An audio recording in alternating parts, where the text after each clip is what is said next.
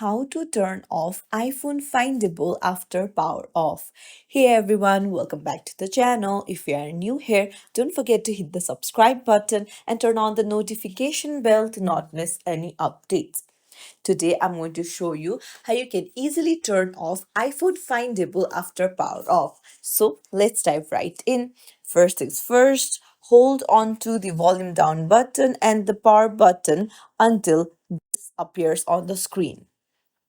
And then you can see iPhone Findable after power off. Tap on it and you can see temporarily turn off finding. So if you tap on it, you can temporarily turn off find my network and it will resume when this iPhone is powered on again. So it's as simple as that.